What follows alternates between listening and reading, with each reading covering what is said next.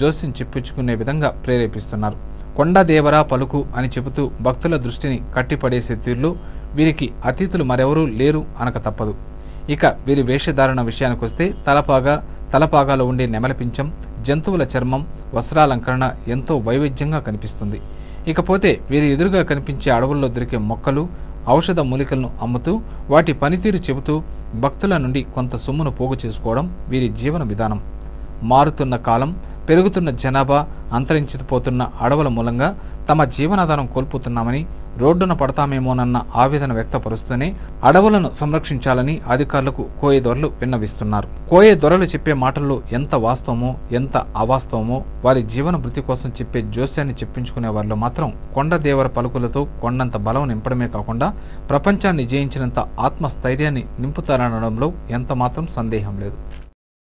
పశ్చిమ గోదావరి జిల్లా మొగల్తూరు మండలం ముత్యాలపల్లి గ్రామంలో వెలసి ఉన్న శ్రీ బండి ముత్యాలమ్మ అమ్మవారి జాతర ప్రతి 3 సంవత్సరాలకు ఒకసారి జరుగుతుండటంతో నిన్న రాత్రి జరిగిన జాతరకు లక్షల్లో భక్తులు తరలివచ్చారు. రంగురంగుల వేషధారణలతో, బుట్టబొమ్మలతో అమ్మవారికి జాతర ఎంతో వైభవంగా జరిగింది. ఇక్కడ జాతరకు రాష్ట్రం నలుమూలల నుండి భక్తులు వచ్చి అమ్మవారిని దర్శించుకున్నారు. జాతరకు సుమారు 18 లక్షలు ఖర్చు పెట్టినట్లు దేవస్థానం ఈవో తెలిపారు.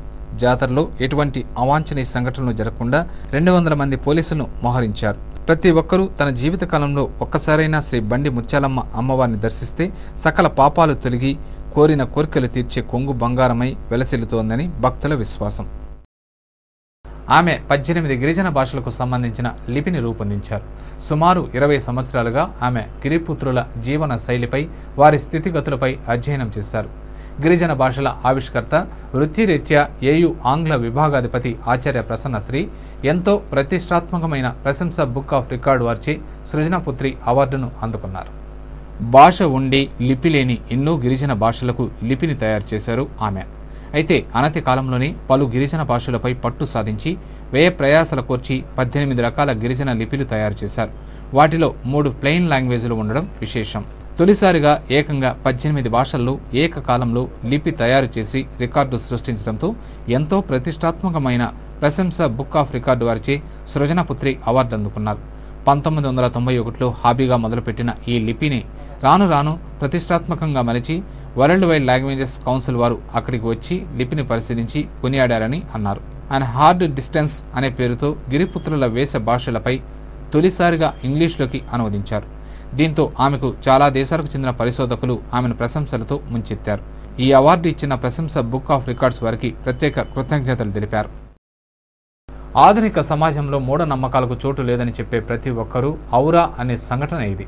క్షుద్ర పూజలు, చేతబడులు చేసి కుటుంబ తగాదాలను తన అదుపులోకి తెచ్చుకోవచ్చునని అనుకుని మనిషి పుర్రెలు, ఎముకలను ఇంటి ముందు కాల్చిన సంఘటన కడప జిల్లా ప్రొద్దుటూరులో చోటు చేసుకుంది. వివరాలకొస్తే స్థానిక జిన్నా రోడ్లోని మారుతి కాంప్లెక్స్ వద్ద నివాసం ఉంటున్న మాబూ హుస్సేన్ కూరగాయల వ్యాపారి. ఇతని పెద్ద కూతురికి మొదటి వివాహం తర్వాత మొగుడితో విభేదాల వల్ల విడిపోయింది. అప్పటి నుండి వారి సంతానంగా పుట్టిన కూతురు మాబూ హుస్సేన్ వద్దనే పెరిగేది. అయితే అల్లుడు తిరిగి వచ్చాడు. మనవరాల్ని తిరిగి ఇవ్వమని వియ్యంకులు కోర్టులో కేసు వేశారు. సోమవారం మధ్యాహ్నం మాబూ హుస్సేన్ కుటుంబం కడపకు వెళ్లారు. అర్ధరాత్రి ఇంటి ముందు ప్లాస్టిక్ కవర్లో తెచ్చిన పుర్రె, ఎముకలను అలాగే కిరుసును పోసి కాల్చారు. ఈ సంఘటనతో స్థానిక ప్రజలు భయభ్రాంతులకు గురయ్యారు. తిరుమల జయంగాల మఠంలో పెళ్లి చేసుకునే జంటలు నట్టేట మోసపోతున్నారు. సెంటిమెంట్ను క్యాష్ చేసుకుంటూ తిరుమలలోని మఠాల చెంతకు తిరుమల తిరుపతి దేవస్థానంకు సంబంధించిన మఠాలు చేరడం దళారీల దోపిడీకి తిరుమల కొండ అడ్డగా మారింది. శ్రీవారి నిత్య కైంకర్యాల్లో తనదైన సేవను అందించే పెద్ద జయంగాళ్ల తర్వాత ఆయన ప్రధాన శిష్యుడు చిన్న జయంగాళ్లు. వీరిరువురూ లేకుండా తిరుమల నాథునికి ఏ కైంకర్యము ఆలయంలో జరగదు. అలాంటి పవిత్రమైన సేవ పదవిలో ఉన్న జయంగాళ్ల మఠాల్లో దళారీతనం రాజ్యం మేలుతోందంటే అది ఎవరి తప్పో శ్రీనివాసునికే తెలియాలి. ఆదివారం తమిళనాడుకు చెందిన కొంతమంది భక్తులు తిరుమలకు వచ్చారు. తిరుమలలో శ్రీవారి సన్నిధిలో పెళ్లి చేసుకోవాలని చిరకాల కోరిక. ఆ కోరిక మేరకు అమ్మాయి తరపున, అబ్బాయి తరపున ఓ 50 మంది వరకు కొండకు వచ్చి పలు ప్రాంతాల్లో సంచరించారు. టీటీడీ తరపున ఎక్కడ పెళ్లి చేసుకునేది వారికి తెలియలేదు. అయితే చిన్నజీయంగాళ్ల మఠంలోని సంపత్ అనే అర్చకుణ్ణి కలిశారు. భక్తుల అవసరాన్ని అవకాశంగా తీసుకున్న సంపత్ బయట పెళ్లిళ్లు చేసే బ్రోకర్లతో చేతులు కలిపి అక్కడే చిన్నజీయంగాళ్ల మఠంలోని తమిళనాడు భక్త బృందానికి పెళ్లి కార్యక్రమాలు అరేంజ్ చేసి అడ్డంగా దొరికిపోయాడు. వారి వద్ద నుంచి 50,000 తీసుకుని ఎంతో ఆర్భాటంగా వధూవరులకు పెళ్లి సెట్ చేశాడు. ప్రత్యేకంగా పురోహితుడిని సైతం పిలిపించి పెళ్లి చేశారు. టీటీడీ చరిత్రలో ఎప్పుడు చిన్నజీయంగార్ల సన్నిధిలో ఇలాంటి పెళ్లిళ్లు జరగకపోయినా దళారీ సంపత్ కార్యక్రమాలు చేయడం చిన్నజీయంగార్ల మఠం పరువు బజారున పడింది. అది స్వామీజీ కోసం టీటీడీ ప్రత్యేకంగా నిర్మించడంతో ఇటు టీటీడీ విమర్శలను ఎదుర్కొంటోంది. రోజు 24 గంటలు జియంగార్లు సైతం అందులోనే ఉండేవాడు కావడంతో పలు అనుమానాలు వస్తున్నాయి. అయితే ఆదివారం జరిగిన గుట్టు చెప్పుడు పెళ్లి కార్యక్రమంలో ఎవరెవరి ప్రమేయం ఉందనే విషయంపై టీటీడీ అధికారులు ఆరా తీస్తున్నారు. సాక్షాత్తు స్వామి కైంకర్యాల్లో ఉండే చిన్నజీయంగార్ల సన్నిధిలోనే ఆయనకు తెలియకుండా పెళ్లి జరగడం అవాస్తవమని, ఇందులో స్వామీజీ ప్రమేయం కూడా ఉందని అంటున్నారు. ఇదంతా టీటీడీ నిర్లక్ష్యం వల్లే మఠాల్లో పెళ్లి కార్యక్రమాలు జరిగాయి అంటున్నారు. తిరుపతి నగరంలో ట్రాఫిక్ పోలీసుల ఆగడాలు పెచ్చు మీరుతున్నాయి. ట్రాఫిక్ సమస్య నియంత్రణ పేరుతో రోజుకో రూలు పెట్టి స్థానిక ప్రజల్ని, వాహన చోదకుల్ని తీవ్ర ఇబ్బందులకు గురి చేస్తున్నారు. తిరుపతి పుణ్యక్షేత్రం ప్రాముఖ్యత దృష్ట్యా ప్రతిరోజు 50 నుంచి 60 వేల మంది యాత్రికులు తిరుపతి నగరాన్ని సందర్శిస్తున్నారు. దానికి తోడు జనాభా కూడా పెరగటంతో నగరంలో ట్రాఫిక్ అతి ప్రధాన సమస్యగా తయారైంది. అయితే ఈ ట్రాఫిక్ సమస్యే ట్రాఫిక్ పోలీసులకు వరమైందని చెప్పొచ్చు. పెరుగుతున్న జనాభా, యాత్రికుల సంఖ్యకు అనుగుణంగా నగర విస్తరణ జరగకపోవడంతో నగరంలో ఎటు చూసినా ఇరుకు రోడ్లే దర్శనమిస్తున్నాయి. ఆ ఇరుకు రోడ్లలోనే వాహనాల రాకపోకలన్నీ కొనసాగుతుండటంతో నిత్యం ట్రాఫిక్ కు తీవ్ర అంతరాయం కలుగుతోంది. దీంతో వాహన చోదకులు నానా అవస్థలు పడుతున్నారు. ఇదిలా ఉండగా ఇదే అదనుగా భావించిన మన తెల్ల ఖాకీలు వాహన చోదకులపై విరుచుకుపడుతూ వాహన చోదకుల జేబులకు చిల్లులు పెడుతున్నారు.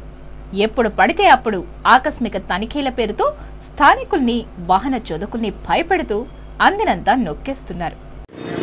కర్ణాటకలో చిక్లాపూర్ డిస్ట్రిక్ట్ నుంచి వస్తున్నాం తిరుపతికి వచ్చి కొండపైనకి వెళ్ళి ఇక్కడ కింద గోవిందరాజు స్వామి దేవస్థానం దర్శనానికి వెళ్దామని వస్తే ఇక్కడ వచ్చి పోలీసు వాళ్ళు ఎంట్రీ ఫీజు అండి 100 అండి అంటే మేము దేనికి ఎలా యాలి ఎలా అని అడిగిందంటే వాళ్ళు వచ్చేసి అవును ఆర్టీఓ కొట్టిస్తాము, ఆయా ఎక్కిపోతారా పోండి తిరుపతి చూస్తాము అని ప్రాబ్లం చేస్తాము, భయం కొట్టిస్తాము.